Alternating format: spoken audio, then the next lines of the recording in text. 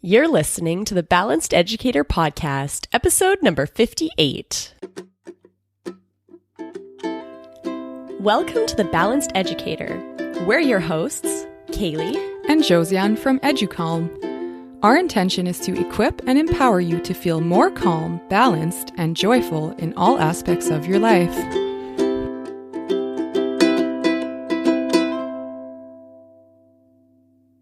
Hello there. Thank you so much for being here with us today.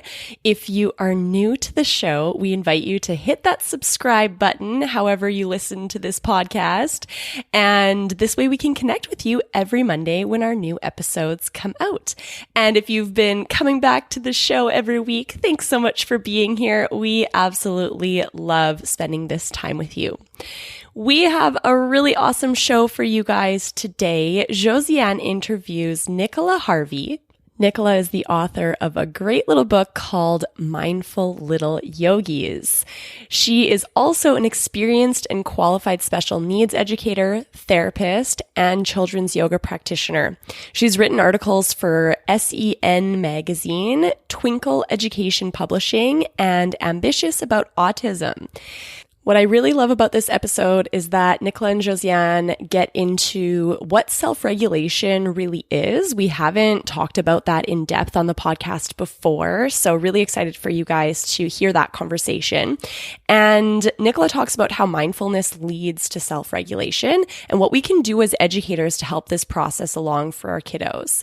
She shares a lot of awesome things that we can start using right away in our classrooms or with our children, with any of the kiddos that we have in our life. Really excited for you to hear this episode. But before we get into the interview with Nicola, I just wanted to let you guys know that we just recently celebrated our first anniversary of the Balanced Educator Podcast. I can't believe that we've already been podcasting for a year now. It feels like we just started, that I can remember that first day that we were at my cottage, Josiane and I, and we recorded the intro to this podcast so many times trying to get it just right, and we felt so awkward in those first couple episodes.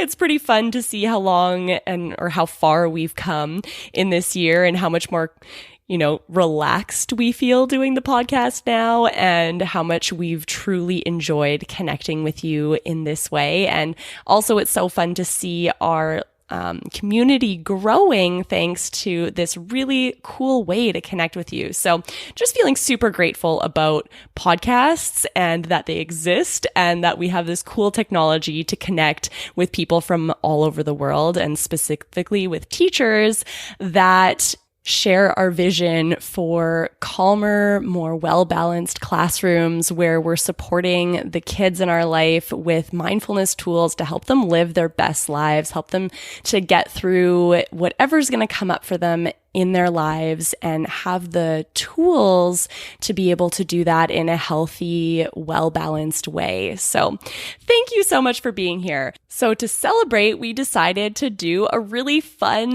giveaway. So guys, we are going to be giving away a 1-year subscription to EduCalm Classroom, which is our ready-to-use mindfulness program that gives you audio-guided mindfulness practices and additional resources like printable posters, activities, projects that is ready to use right away. So zero prep, and we take all the guesswork out of how to teach mindfulness in your classroom and how to equip your students with these tools. So we're going to be giving away a 1-year subscription simply for you sharing about this podcast with someone that you care about, someone that you think could benefit from this podcast. So here's how to enter. Option number 1 is to write a review about the podcast on iTunes or Google Play. Now, when you write a review, we can't tell who it is that wrote the review. So in order to enter, you'll just have to take a screenshot of the review that you wrote and send it to us. So you can either send it to us over on social media as a direct message, or you can send it to us via email by emailing to bonjour@educalm.com. gmail.com. Now, the other option is to screenshot you listening to this podcast and then share it on social media. And when you share it on social media, you'll get one entry. Make sure to tag us at Educalm. That's spelled EDUCALME, so that we can make sure to enter you into the draw. You can enter the contest as many times as you would like up until April 12th. We'll be drawing the winner on April 12th. All right, now let's go to the interview. Hi, and welcome to the show. Hello. Could you introduce yourself to our audience? Tell us who you are, where you came from, and kind of your journey into where you are today. Yeah, so my name is Nicola Harvey. I am the author of Mindful Little Yogis, self-regulation tools to empower kids with special needs to breathe and relax. It's a bit of a mouthful, but it's a love.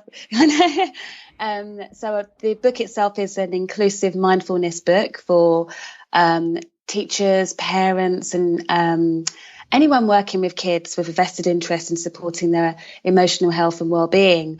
I am also a children's mindfulness and yoga practitioner and a special needs teacher. So I have sort of a vested interest in working with kids and ensuring that their well-being is as supported and as nurtured as possible.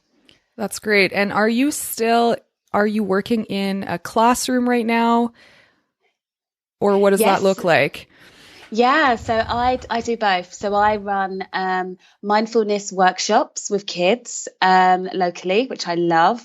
I do one-to-one sessions as well, so one-to-one emotional resilience and mindfulness sessions. And I also do sort of class teaching, which is my sort of initial passion. So day in, day out, I have the variety of working with kids on the front line, supporting their needs, but just generally educating them, sort of seeing their ups and downs and enjoying that. Yeah, it's great. That is awesome. And so you mentioned mindfulness, and I would love to know, what does mindfulness mean to you? Yeah, so mindfulness for me is about being present. It's about being connected to the present moment that you are in. And so it's not about thinking in the future. It's not about thinking of the past. It's about just connecting to your breathing, connecting to how you feel, and noticing what's going on without judging it, without sort of second guessing it, just being at peace with yourself. And even if you're not, say for instance, because we're all human, we have off days, we're human. We're human beings, not doing. So like as an individual, you will have times where you're so high with happiness, but you're also going to feel low. And the great thing about mindfulness is recognizing your feelings, noticing them, not judging them, but just being present with them and just finding a way that you can just breathe through them, noticing what comes up and just being present, really. And what I love about mindfulness and self-regulation is that the self-regulation is the next step. It gives young people, children and adults the practical tools that they can use alongside mindfulness to get them into a great state of emotional calmness and well-being and peace. So, yeah. So how would you define self-regulation? It's something we've talked about, obviously, on the show, but I don't think we've ever taken the time to truly kind of get into it. So I would love to hear your take on it. Yeah, absolutely. So self-regulation itself is, if we walk into a room, we're faced with many different types of stimuli, from the color of the walls to noise in the background to the sensations that we can smell or the feelings of our clothes. And we have certain parts of the brain that sort of notices these things and goes, yep, okay, that's fine. And then maybe something will suddenly change, like a child will cry or a bang, there'll be a loud bang. And most people can sort of regulate themselves to say, okay, it's, I've noticed that's happened. That's absolutely fine. Whereas with some people, particularly children with special educational needs, they could get triggered and they don't always, this is not a general statement, it's particular instances. It's not for all children, but some children, they do need support in terms of self-regulating their emotions and their thoughts and their feelings, to just check in so they don't flip, they're not triggered, they're able to just have a state of calm, notice what's gone on and go, okay, and leave it at that. Whereas if a child or an individual does not have the self-regulation tools in place, they can go from different activities, particularly things like transitions, which can affect a lot of children when they're transitioning from one class to another or from one year group to another. They don't always have the self-regulation tools or strategies in place to help them just maintain a sense of calm and balance. They can ease from one activity or one situation to another. So, yeah. And I think mindfulness is a wonderful tool which can help start children off in terms of self-regulating themselves, how they're feeling and what's going on inside them. Yes, that leads perfectly to my next question, where I was going to ask you how or why is it important? And you said that you work in a field with students with special needs. Why is it important to teach them self-regulation? Yeah, I would say, I mean, for children with SEN or special educational needs and children that do not have special educational needs, there's so much pressure that's being put on kids nowadays. There's a lot of stuff from exam pressure, peer pressure, social media. I've seen children as young as 4 become overwhelmed with sort of like them having to conform to what their parents want them to be doing and what their friends are doing. And in particular for kids with special educational needs, research suggests that they are more likely to have sort of emotional difficulties or emotional mental health problems because of their additional needs. There's a lot of there's a lack of understanding. You know, I've worked with a lot of kids that are nonverbal, and a lot of the time they're just trying to say, I'm hungry or I'm thirsty, or they're trying to communicate. But whereas someone that doesn't actually know that child or understand what's going on with them, they may think that they're being disruptive. So, which is not the case, which is not always the case. So I would say mindfulness is great for all kids, particularly kids with special educational needs, because of what's going on at the moment. In the UK, we have some stats where it's 1 in 10 children of school age are affected by mental health issues.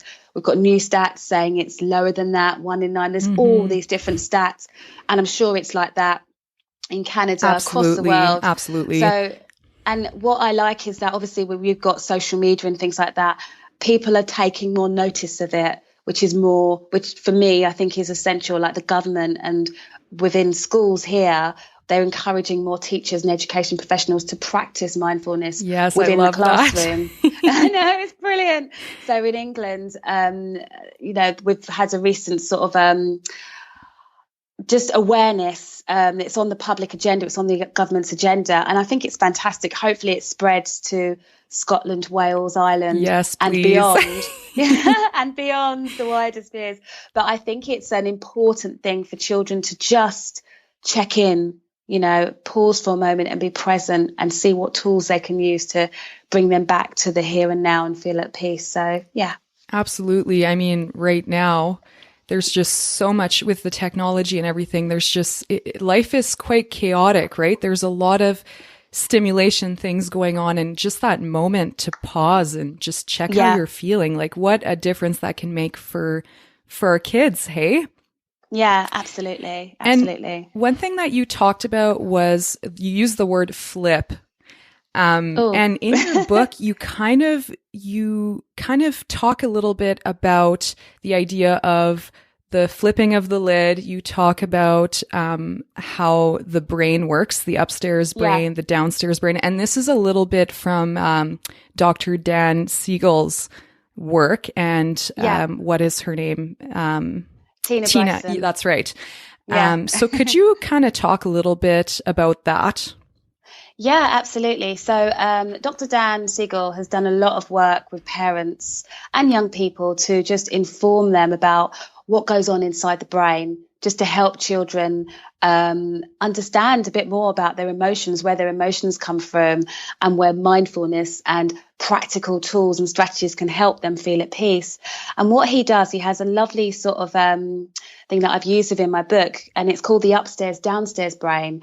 And it's a great way to explain to kids, first of all, parents and teachers and adults, but then for them to adapt this depending on the child's ability and their level of understanding, so they understand what's going on inside them. So it's a bit bizarre, but it's a lovely activity. But you get your hand, you put it into a fist shape, and basically you look at the wrist and say this is a spinal cord going into the skull, and the palm of the hand. So each part of the hand is labelled as parts of the brain. So the palm of the hand is the brain stem, and the thumb is the limbic area.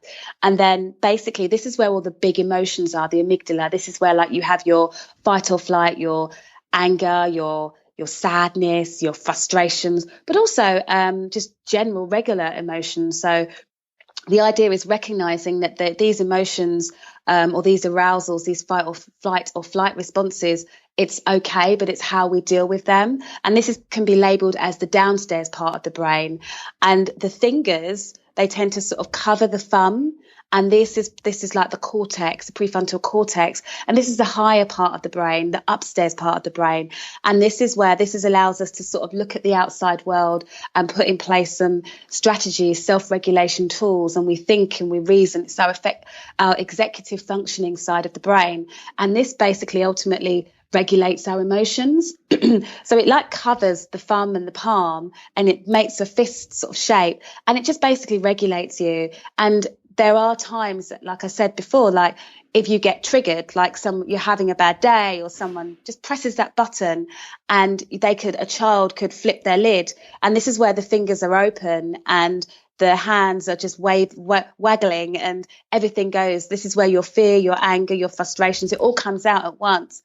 Whereas if you're using self-regulation tools like mindfulness, deep breathing, going for a walk, gradually everything comes back together, and you have like an integrated upstairs downstairs brain. They're still there, those emotions, but there are tools and strategies in place to help sort of regulate them, manage them, and keep them at bay, but still obviously not stuffing them away, but sort of recognizing their importance, but learning how to manage and deal with them. So how do you find that knowledge, this is something I use in my classroom as well. How do you think that this knowledge helps kids to regulate? Just the fact of knowing kind of the upstairs brain, the downstairs brain, what they mean. How is this helpful for them and their future? I think it's amazing because it gets them to label different parts of the brain. I think what is great when it comes to kids, if they label parts of the brain, they can understand what's going on within them. If you talk about something quite abstract, it's very difficult to connect to. But if it's something as simple as their hand, a physical thing on them that they can label and look at, it's very, very helpful. And also the whole flipping of the lid, it's quite nice. It's a very good visual. I think it's also especially helpful because you can differentiate. So if you have sort of like a younger child, you can literally just do the fist and just simplify what you're talking about. But if you have an older child, you can talk in a bit more detail.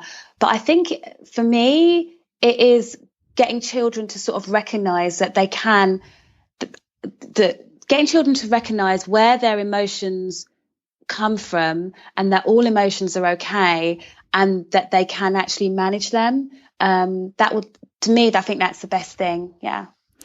And in your book, I love your book, by the way. I love how it's such applicable, concrete strategies that we can use right away with our kids, whether we're parents or teachers, whether we're working with students with special needs or not.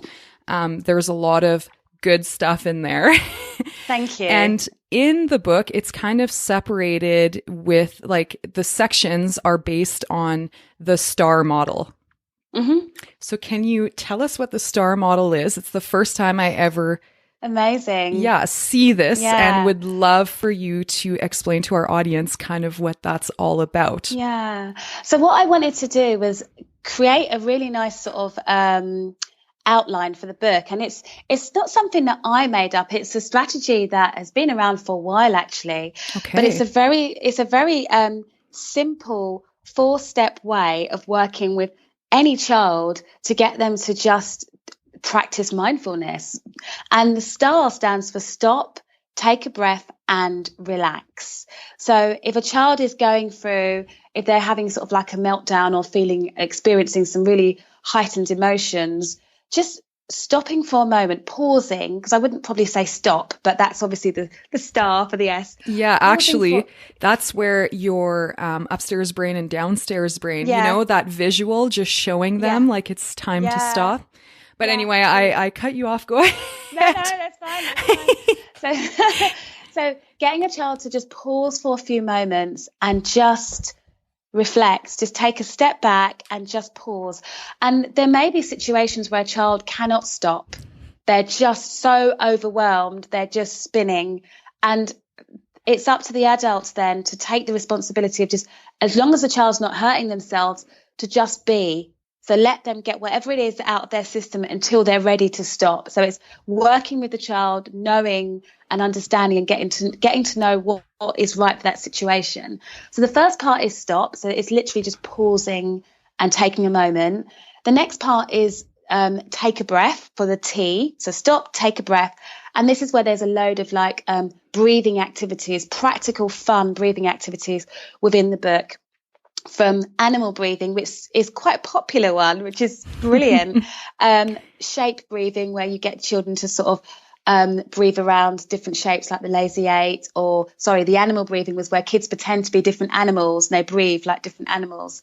Or more physical type of breathing where they're rolling, pretending to be a log and sinking that, or doing push-ups against a wall. So that's nice, because it's not, if you tell a child to breathe, or an adult, it's boring, but if you do it with some fun practical strategies like using sensory tools like blowing bubbles, it's actually good fun, and you don't actually feel like you're taking part in a self-regulation strategy. You're just breathing and doing something fun. I love that.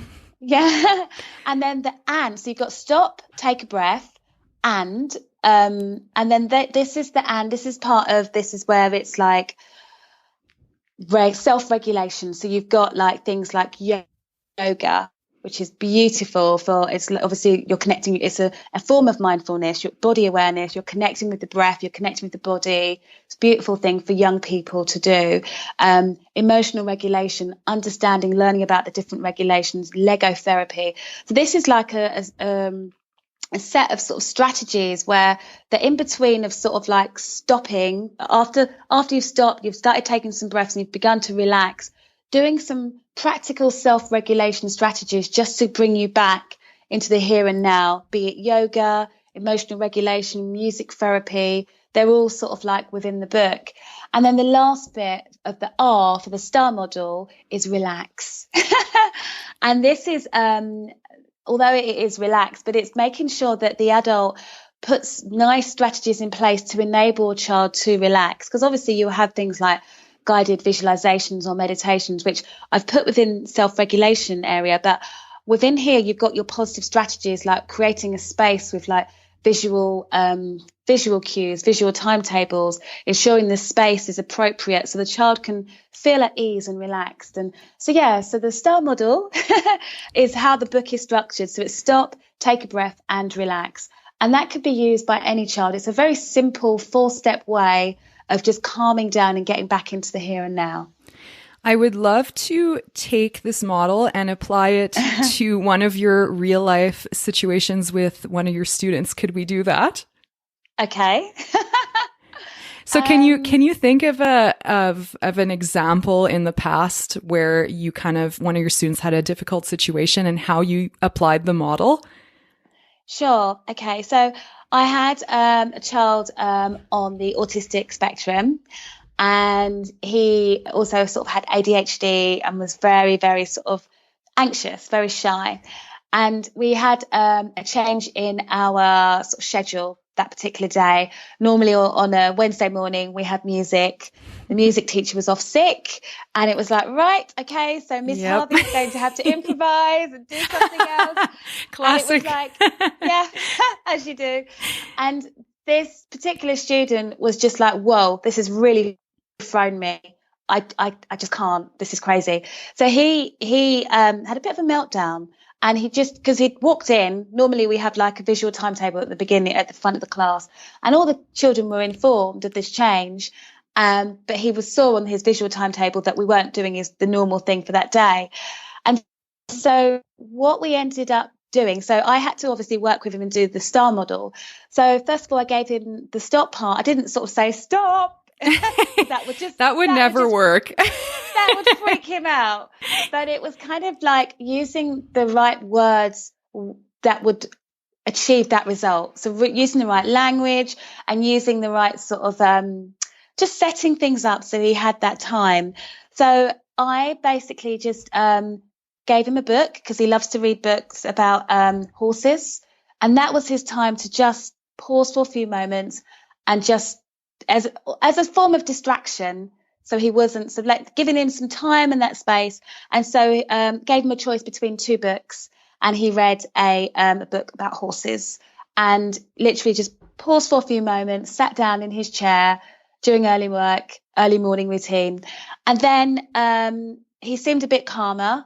And so we did some belly breathings, put our hands on our bellies, and literally I got him to notice his belly breathing, moving up and down in sync with his breathing, which was really lovely. And then after that, so basically he had, in the class, we had like a sensory box where we had like different sort of sensory tools and things.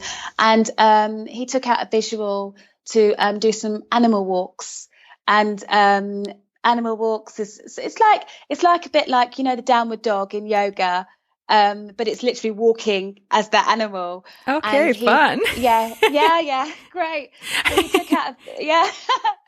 he took out a visual stating that he'd like to do some animal walks, and off he went with a member of staff to do some animal walks along the corridor. And we had like an egg timer as well, so he was able to he get like 2 minutes to do that, and he saw the egg time, the sand going through. And then the relaxed part was basically coming back to class, and we just did we listened to some calming music, and just obviously, because we've got a consistent, he's familiar with the surroundings and the space and everything. There was nothing changed, but he had the option as well to sort of just take himself off and just relax further, but he joined the class. And so I think it worked, because obviously I was in a special needs setting. It was all sort of set up. But if, say, for instance, you're in a mainstream setting, you could do this, but you'd have to adapt it according to what's going on. If you've got 30 other kids or whatever, you could still do it, but you'd obviously have to adapt according to what you can do within your class. But and I mean, that's a good way to do it. Probably like you would have some sort of system, I guess. And you maybe have like a space in your room that was kind of for, applying that S.T.A.R model. Yeah, because I know a lot of schools, they'll have like a reading corner or a calm down corner where you could sort of go off and do that. And I've also, within like my mindfulness sessions, it's quite fun as well to do that. You could be doing an activity with the kids and like listening to music, or we're sort of having a bit of a dance, and then make sure you're doing some mindful listening, stop, and they all just pause for a moment, take a breath, and the whole room just take a breath.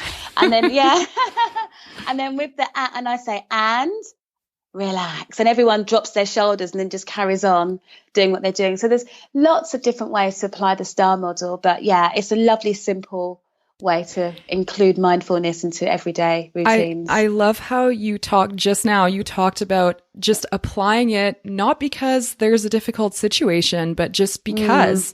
And if you do that on a daily basis, when that difficult situation does arise, that big emotion, then they already know the model, right? They can already apply it because they've learned it when they were calm and feeling good. Absolutely. Yeah, absolutely. Definitely. Yeah. So I'm still a little hung up on the stop part because I'm wondering if with time, as you apply this model, like this student that you were talking about just now, if you are applying this over and over and over again, do you notice that they are able at any point to kind of stop on their own? Is this something that you have to continue cueing, or is this something that becomes natural to them? I think over time, so with regular practice and also adult modeling. So like there's no point in adults saying, oh, you know, do all this mindfulness, do this, do that, and they don't do it themselves. I think to reinforce and to get children to take ownership of their mental health and their well-being is by adults modeling it first and foremost, and then consistently practicing it with children, consistently modeling it, going, oh, I'm having a really bad day. And then just pretend, even if you're pretending it, so you're sort of emphasizing it with the kids, but just integrating that into everything you do. Over time, depending on the child, they will eventually be doing this themselves, because the whole idea of the book is to give young people, children, those tools and strategies to take ownership of their well-being by taking on board the S.T.A.R model. So I would definitely say, obviously it depends on the child and their abilities. Of course. But if it's practiced consistently and adults are doing it, and the adults that are working with them are using the same language and doing it also consistently, then they're more likely to adopt it, the child themselves, and take it on board. And of course, that sets them up in terms of like when they're faced with everyday situations within their childhood and beyond for when they grow up. So, yeah.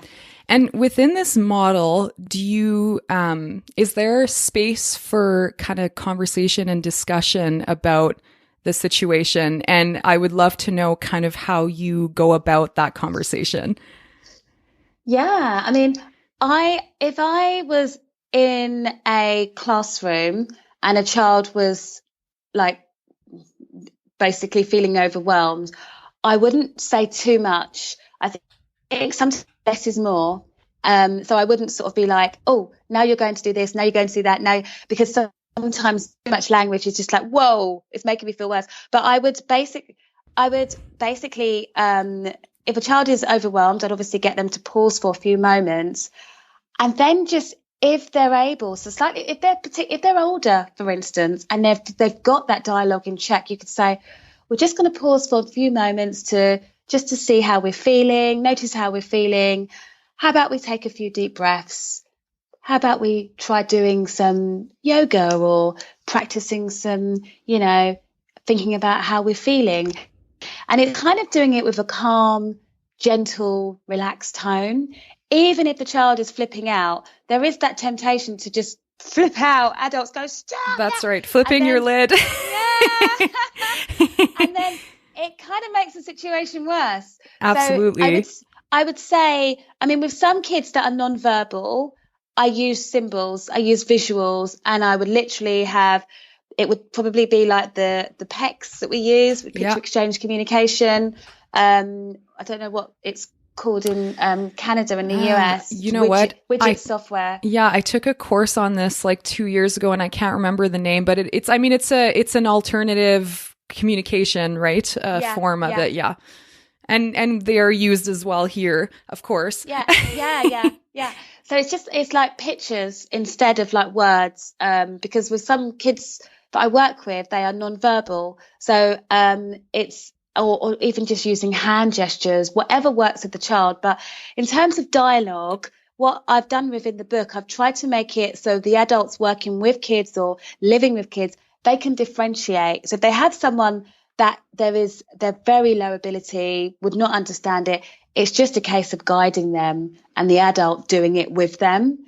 Or if they're slightly more able, much older, teenager phase, it's a case of saying, it's talking them through it, but using really clear language in a way that sort of that would meet their understanding, their cognitive ability, but making sure that they feel that they're taking ownership of what's going on. So like if you're asking them to do some breathing activities, particularly if they're older kids, say, right, now you're doing this, that's not going to work. Giving them options, getting them to choose between 2 or 3, or introducing them to a couple and say, which one do you want to do? I would say that's probably more. But yeah, trying to get the young person to just take ownership of it. And if they're much younger, playing along, making it into a game if possible. So making it fun. Yeah, that's always a big thing. As teachers, we tend to be so serious in those moments. And sometimes really all we need is to make it fun or funny, bring humor into it and into the situation to kind of lighten it. And definitely. I'm wondering, so then you have this model, but do you practice mindfulness with your students on a daily basis? So I'm really into sensory tools. And so I have an expanding ball, the Hoberman sphere. I love those. Yeah, they are wonderful because when you use one of those, it's so cool. And when children see it, they're like, oh, okay. And you can sort of, so what I do in my class, and also within my workshops, I have one of the balls, and literally when it expands, I get everyone I make the ball go bigger, very slowly, and then they breathe in very, very slowly, and that obviously expands their stomach. So take a deep, slow breath in and slow breath out in sync with the movements. And I would say that's probably the main one that I do. And then we'll get them to close their eyes, just notice how they're feeling, and just check in with their bodies and their minds. And a lot of the time we're practicing mindfulness when we don't even realize it. Just asking children to pause for a moment in between activities, or singing a transition song. They're going from one thing to another, but they're being present whilst they're transitioning from one activity to another. I think people underestimate how much mindfulness they actually use.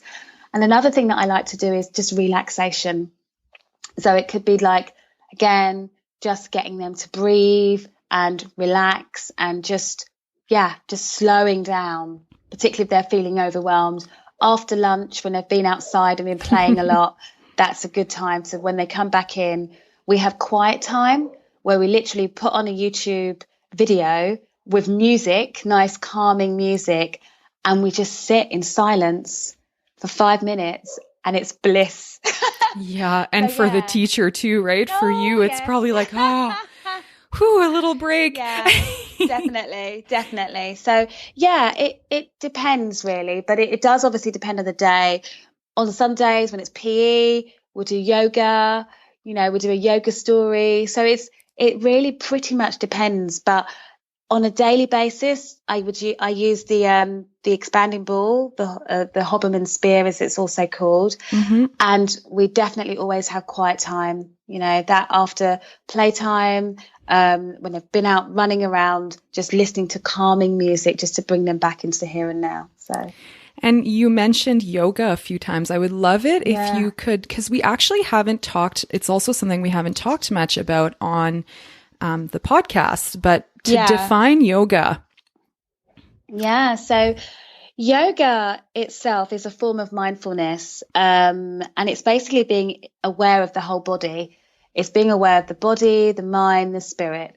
And yoga itself means uniting the mind and the body. And it's an ancient art. I mean, it's an ancient art form that was practiced over 5,000 years ago by yogis, as they are called, seeking enlightenment. And they first of all started doing meditation. And then, so the story says that they saw animals stretching. Of course. And as you do, these enlightened yogis. And they realized that there was a connection between the mind and the body, and just did some great stuff. So it has traveled basically since then, has been developed with the breathe. They've realized that there is a connection between the mind, the body, and breathing. And by bringing them all together as a form of mindfulness, it just brings us into here and now, a state of enlightenment. But it also has brilliant sort of health benefits. It's good for just what's going on, just generally health benefits, calms you down. It's great for concentration within schools. But people notice that body awareness as well. People, when they do practice yoga regularly, it makes them more flexible. So it's great to practice with kids. And although my book is called Mindful Little Yogis, it's not solely about yoga, but I love this whole concept of yogis, because if you're practicing yoga, it's a form of enlightenment. It's a form of mindfulness. It's a form of bringing yourself into the here and now, being aware of your senses, aware of your body, aware of where you are, connecting to the five senses and beyond. So, it's great stuff. But yeah. Again, a part of being in the present moment.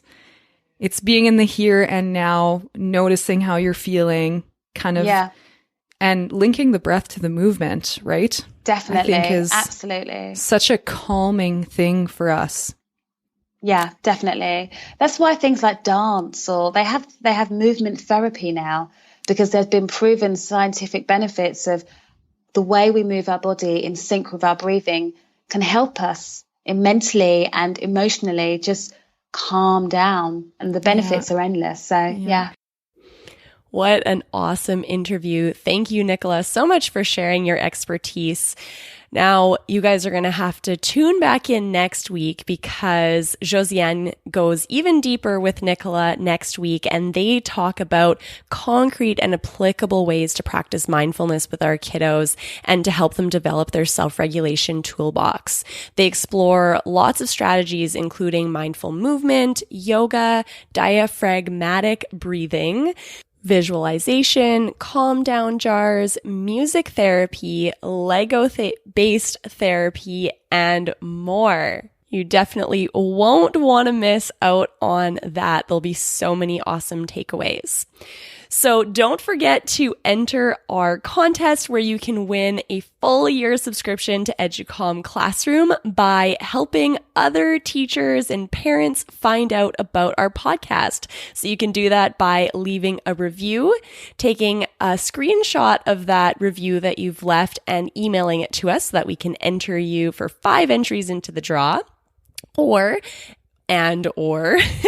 you can also take a screenshot of you listening to this episode or any of our episodes and share it on social media. Tag us at EduCalm, that's spelled EduCalme, so that we don't miss it and we enter you into our draw for those entries. Now, you can enter as many times as you would like. iTunes will only let you leave 1 review, but you can share about the podcast in your stories or in a post as many times as you would like up until April 12th, and we'll be drawing the winner on April 12th. And if you haven't done so already, you still have some time to join us for our workshop on April 25th in Winnipeg, where we're going to be teaching exactly how to teach mindfulness in the classroom and giving you your full year subscription to Educom Classroom so that you have all the guided mindfulness practices, all the printable materials like posters, student reflection booklets, activities, projects. We've got all sorts of things in there that takes all the guesswork out of teaching mindfulness in your classroom and also takes all the prep out of teaching mindfulness in your classroom. So if you would like to join us for that workshop, this is your last chance to join us for the Educom Classroom Professional Development Workshop this school year. Go to www.educalm.com/Educom Classroom PD. Again, that's educalm.com/Educalm Classroom PD, as in professional development. Thank you so much for being here with us today. We truly appreciate you. Have a wonderful week.